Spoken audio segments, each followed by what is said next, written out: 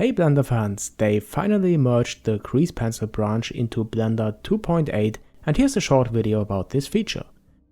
First I delete the default cube, change to right auto view and press Shift and A to add an object, and now you can add a Crease Pencil object, either a blank one or Sunzanne as 2D.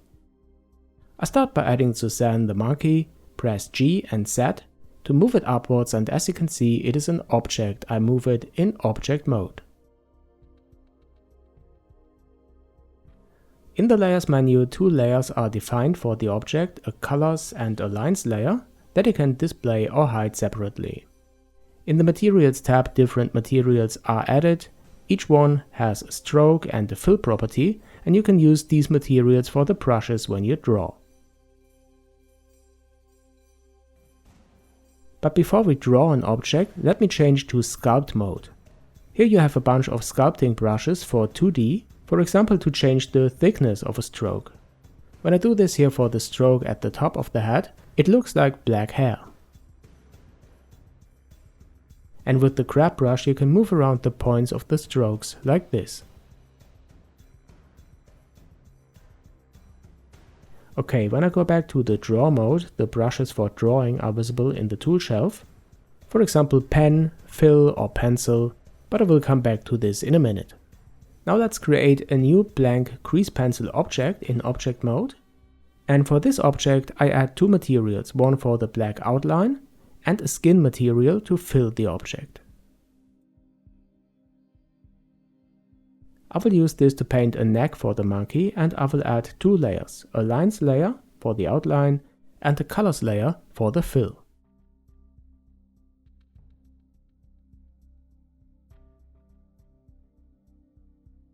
After that I change to draw mode, select the pen and the black material to draw the outline of the neck. I use the mouse for painting here, so don't expect something great, this is just for demonstration.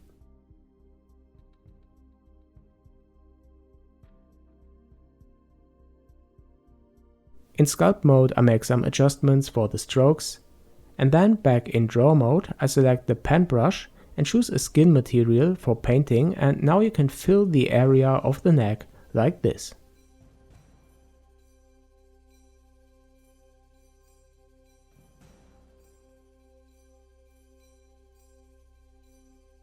Oh, I see I painted the skin for the neck on the lines layer, should have used the colors layer, but for the sake of this tutorial it's okay. When I rotate the view you can see that I can kind of layer these objects, for example bring the head a bit to the front. This can be really useful for backgrounds like hills or clouds or something like that. Okay, now let's add some simple animations. I open a new window and select the dope sheet.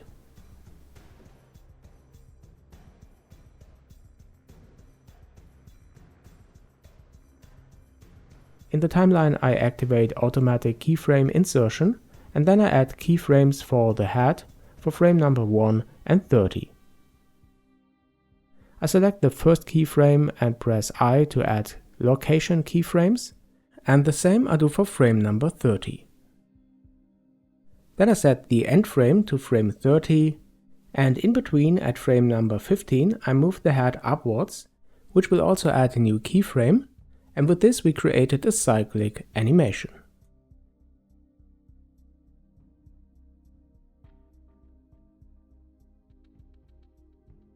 Okay, then I select the neck object and I add scale keyframes by pressing the S key. Again I add these for frame 1 and 30. And at frame 15 I increase the scale, I press S and Z to constrain to the Z axis, and then I move the mouse till the size of the neck fits. Alright, the result is an animation now for two Crease Pencil objects. But what you can also do is to change from the dope sheet to the Crease Pencil, where keyframes will be inserted when you modify the points of the Crease Pencil strokes. For example the pupils of the monkey. I select frame 3, go to sculpt mode, and with the grab brush I change the position of the pupils. And as you can see new keyframes are inserted, and then I do this for more frames, move around the points to add these modifications to the animation.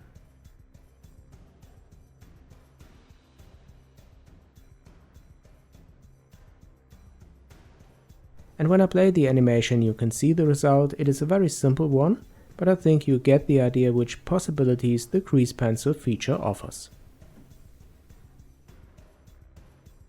Okay guys, this was a short preview of the crease pencil feature. I hope you like it, and if you do, then don't forget to subscribe. Also think about being my patron to help this channel grow and just to support the development of my tutorials. Thanks for watching guys, and I'll see you on JNM.